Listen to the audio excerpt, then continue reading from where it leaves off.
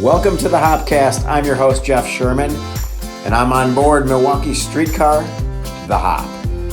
It's all about connections, it's all about community, and it's all about moving Milwaukee forward.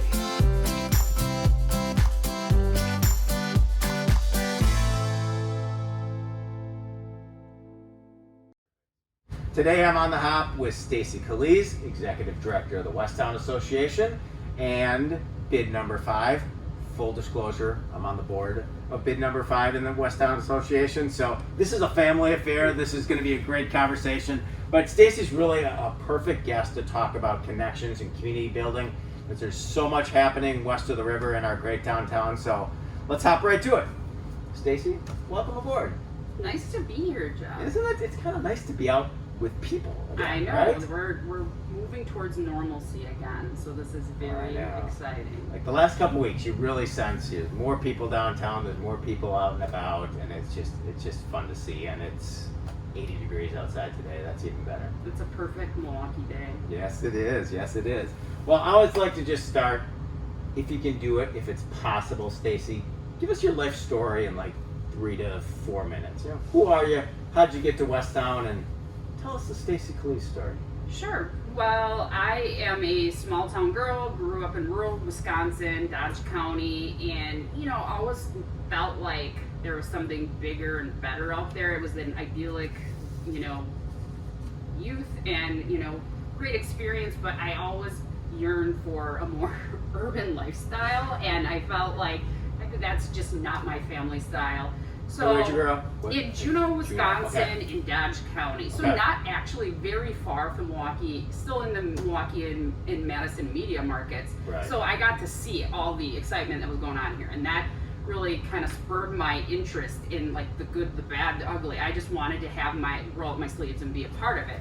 So then after high school, went off to college in Green Bay, which I think was a great kind of stepping stone to like a next level city where I didn't, come right to the big city. I went to Green Bay, went to UW Green Bay, majored in communications, and that's where my career kind of launched in the whole downtown development. I was an intern for the Main Street program, the On Broadway program, which it was in their inaugural year, and it really just kind of gave me the interest to move forward in this kind of career. And so I think the unique thing is that I was able, my entire career professionally, I've never worked in another industry, which I think is kind of unique because it is such a niche. So I worked for the Main Street program as an intern, and then was able to get a position in downtown Waukesha for the Business Improvement District in the late 90s, and I think it was a really transitional time for that downtown. They were working on a lot of perception issues with one-way streets, and I was the marketing and events coordinator and worked there for about 3.5 years before Jeff's wife, Stephanie Sherman, hired me to be the marketing and events coordinator with Westtown, which I think was just a life-changing, opportunity for me. And it really just, I lived in Milwaukee at the time, moved here in '99, but this gave me an opportunity to really spend all my time here. I, eventually moved downtown, but started as the marketing and events coordinator at Westtown, and then had the opportunity to move into the executive director role in 2006. And so I've had a long run with Westtown, approaching my 20th year. Nice. So I've seen a lot happen during that time. Yeah. And so I think it's been a really exciting opportunity for me to spend my career working with, such a awesome group of stakeholders like yourself, like residents, business owners. I think, it's just been, I've seen a lot in that time, and I'm excited about the future of Westtown. Yeah, for sure. I mean, how can't you be? So, I think when we're in associations and business improvement districts, just give us a little background on, hey, what is Westtown? And there's a lot of similar organizations in downtown too, and they all collaborate and work together. But it's people that are making the city move forward each and every day. So just give us a little overview of what Westtown's all about and some of the signature events. Sure. Westtown is the western portion of the central business district. So west of the river to I-43, McKinley, to this area of St. Paul, right where the streetcar launches. So it's a pretty large, diverse neighborhood in terms of like building stock. Like if you compare it to other downtown neighborhoods like the Third Ward, which is a little more homogeneous, Westtown has different areas like Old World 3rd Street, it has West Wisconsin Avenue, it has, we consider the Brewery District to be part of Westtown. So like there's a different, you know, dynamic in terms of building stock. So it, you know, I think it has a lot to offer in terms of the built environment. We, you know, work really hard to program the neighborhood, and, you know, we historically have been very involved in events. We plan the St. Patrick's Parade each year. We have some signature summer events like our farmers market that takes place in Zeidler Union Square, which we hope will soon be on the extension of the streetcar. Pure Marquette Park, which is home to our River Rhythms concert series. So, you know, we work really hard to bring people to the neighborhood to have a positive experience. And while they're here, they, you know, hopefully they will support and, you know, activate the neighborhood, support our businesses. So, you know, in terms of our objectives, I think activation and programming is a key component, but we also work a lot on advocacy. You know, there's a lot of one-on-one interaction with the business owners, especially the small business owners that, you know, need to navigate the city and their services, and which can be a bit overwhelming for someone that's new to Milwaukee. And so we try to help, you know, them figure out, you know, who the right contact is, and we'll make calls on their behalf and, you know, introduce them to the right people to solve their problems. And I think that has, like, forming those relationships with business owners has been, you know, one of the most rewarding part of my career. But somewhat, you know, challenging in the times of COVID, as we've seen a lot of those small operators really struggle under, you know, the circumstances that we're dealing with in the world. Yeah. Well, in really any neighborhood, whether it's a downtown the size of Milwaukee's or a neighborhood in suburban Milwaukee, it's about community and it's about connection. So what you do, it's really important. And I always like to ask people, like, how do you define that? How do you define community in your world, in your day-to-day? And what's the importance of it? I think community is more than just the people who live around you. I think that's kind of the initial, like, answer where you think, oh, it's my neighbor, but it's more than that. I think it's the people that, you know, are there to support you in the good times and the bad times. You know, it is your neighbors, but it's your family, it's, you know, your colleagues from work, it's, you know, all of the stakeholders in Westtown are part of our community. So I think, you know, in the days of COVID, community is really important. I think we've realized during the pandemic, you know, that loss of social interaction and even the need to actually, you know, when you're in hard times, you need your community to support you. And so I think COVID has really shown us, like, how important it is to have a community. Like, we've really lost a lot of social interactions, and many of us have tried to maintain them virtually. So it's a safe interaction with our family and friends that live outside our household. But I think, you know, it really illustrates now that we're moving in the right direction in terms of the pandemic, how important community is. I think that's why we want to go out to events like the night market. That's why we go to River Rhythms, because it's the opportunity to bump into your neighbor, to your colleague, and you just didn't have those opportunities during the pandemic, and it made you really value that sort of thing, where you didn't, in a normal day, downtown, you didn't really think about it, but, you know, it's being at lunch at the Calderon Club and running into your alderman, someone from, you know, another business owner, and you can really, like, have a conversation with 3 people that, you know, are on your to-do list. That's, you know, that's a community, you know, and so that's an answer. That's great. I love it. You talked a little bit about the night market and, you know, everything that's happened along Wisconsin Avenue in Westtown. You haven't been downtown, you haven't walked Wisconsin Avenue west of the river, near the former Grand Avenue. It's amazing to see what has happened in the last 5 years, but really the last year. And you and I were on with others a tour of the new 3rd Street Market Hall yesterday. So I want you to talk a little bit about the excitement along Wisconsin Avenue and what that means to Westtown and downtown, because it's really like it's such an anchor of what downtown is all about. I think, we've always kind of thought the perception of the former Grand Avenue is really tied into, like, hand in hand with the perception of Westtown as a neighborhood. And we've had these conversations with Mayor Barrett himself where, we really need that kind of iconic property to be in the right hands and in the right use, right? To drive, activity in the neighborhood. And I think it's so exciting to see this kind of multi-use transformation of the Grand Avenue into the Avenue, which will be, the 3rd Street Market Hall. It's a residential neighborhood. It's this headquarters for a company like Grafe. Like, this is the ideal result of, what the Grand Avenue could be. And, that's really, really exciting. We're seeing that come to life right now. And then, directly across the street, you have what now I think will be considered the shining crown jewel of Westtown, the Milwaukee Symphony's historic rehabilitation of the Grand Warner Theater, which I think was literally a hidden gem in Westtown. Like, if you have the opportunity to see the before and now the after, it's incredible. And it will bring this new audience to the neighborhood, and will drive traffic. And I think, we're just really excited about that. But there's also, more opportunities on the horizon. We see the expansion of the Wisconsin Center. We know how much of an impact that will be. The continued evolution of the Deer District into this, really kind of dynamic neighborhood within itself.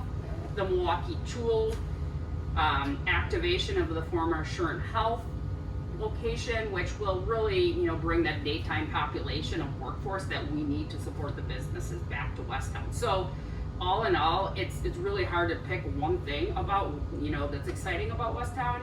There's just so much happening, and I mean, I've been here long enough where it was hard for me to, like, talk about when people would say what's happening in Westtown. Like, I didn't have a great answer for them, because there were years that, although we were working as hard as we could to, move the neighborhood forward, there wasn't a lot of development. But we've really seen the perception and the narrative in general about Westtown shift. Yeah. Well, there's always a master plan, and it took the process to get there. Everyone used to talk about, when's the Bradley Center going to be reborn? When is the Grand Avenue going to be reborn? It all happened as it's meant to, and now you really see the fruits of the labors of all the people working on it day to day. So, good job. Well, and we really hope the streetcar extension is really the next step to that, to tie it all together. And that, I mean, many Westtown stakeholders are, just waiting for the streetcar to be extended further north through the heart of the neighborhood. Yeah, that would be great. Yeah. All right. A couple little bit more personal questions, if you will. I don't know if you're a big reader or not. I'm just like an iBook reader at night, so I like tee up a bunch of books and read them. So I always have like 4 or 5 going. What are you reading right now? So I actually just bought a book that I'm excited to read. I haven't delved into it. It's Bias, and it's actually, what interests me about it is that it's written by a psychologist out of Stanford University and has a lot of good reviews about it.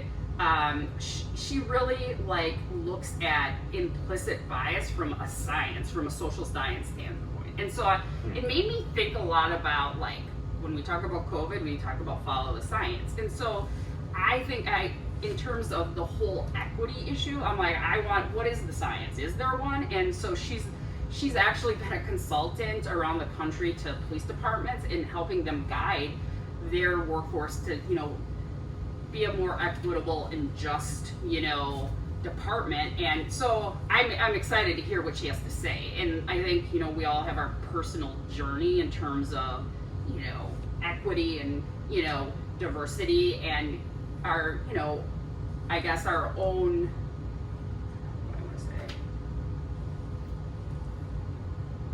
Path process. Yeah. It's our own path towards understanding what role we personally play in moving those issues forward. And I think, so I'm excited to jump into that book, sitting out on my balcony in Mason Street, a great summer read. Very good. I tend to I'm not into the lighthearted fiction. I'm more of a like I need to solve the world's problems through my read. So Wow, we're kindred spirits that Yeah. way. My wife is totally opposite. She likes to dive into the fiction stuff. I'm like, I want to find stuff that I'm thinking about, I'm highlighting along the way. Although I just read Michael J. Fox's latest book, and I didn't really know a lot of his life in the last couple years, and it just amazing what he went through.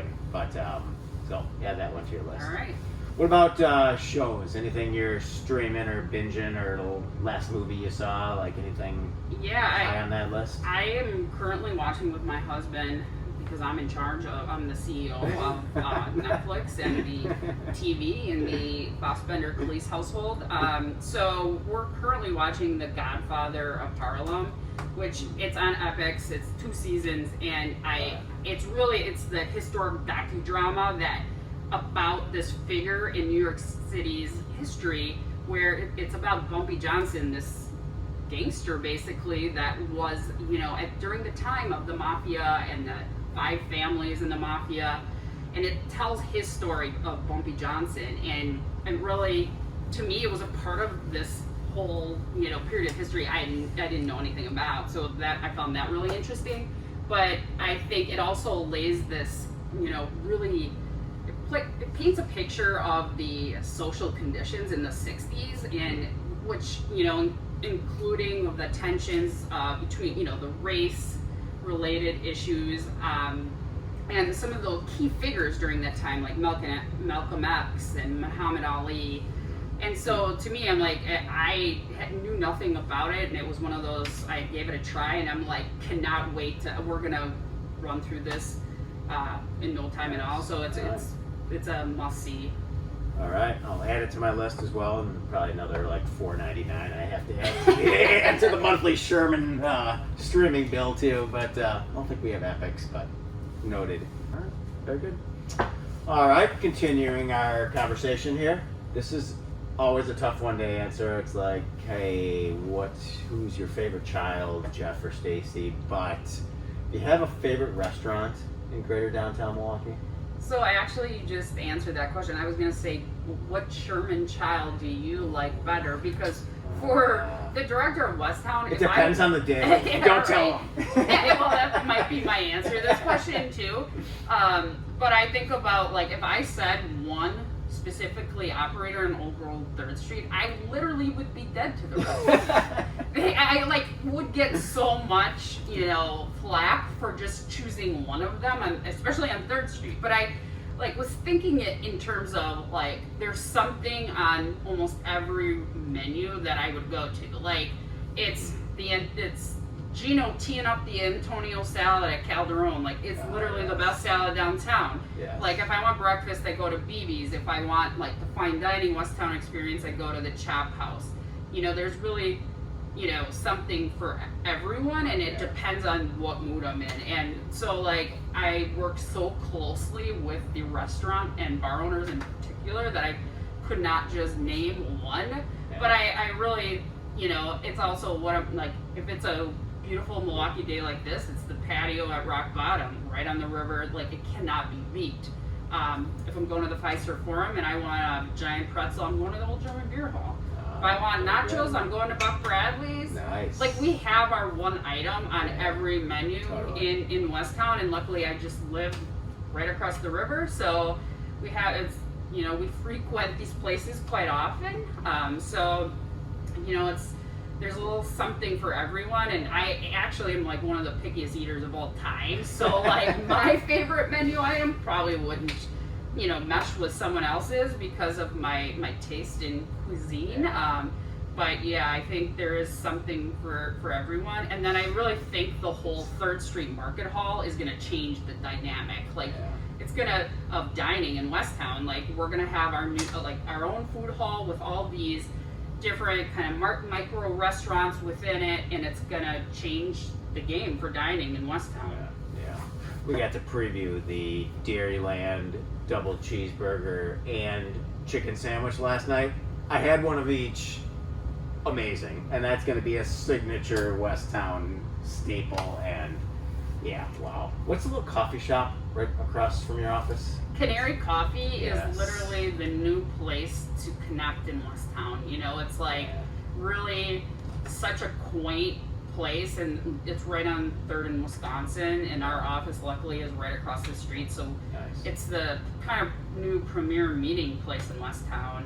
Colin does a great job, and it just really, the way it's laid out and designed, it's just a fun place to hold a meeting or just grab your coffee in the morning. And they're serious about coffee there, Yeah, so that's good. they'll walk you through. Nice. And I'm not very educated when it comes Yeah. to the coffee. I just like it. So Very good. All right. I always like when I have the opportunity to talk to Milwaukee leaders like yourself, Stacie. If you're given a magic Milwaukee wand and you could wave it and create or solve something, what would that be, and why? well, I think what we would help our city move forward, I think, is really transformative neighborhood development.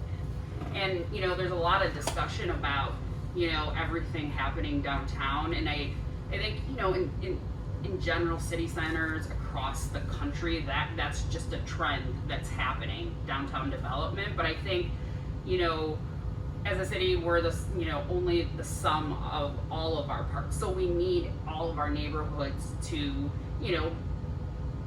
have the same level of quality of life as you have in all of the neighborhoods. So I think that in the neighborhoods there are a ton of there's a ton of work with other business improvement districts, and other social service agencies, nonprofits that are really moving those, they're trying some really innovative things to move the neighborhoods forward. And I think, that is going to be something, I think there's the opportunity then with the streetcar to connect downtown to those neighborhoods, and it's something I'm really excited about. And, just in my discussions with colleague Stacie from the King Drive bid, we always talk about how do we better connect Westtown and the King Drive bid area, and where you have McKinley, which really seems like a major barrier.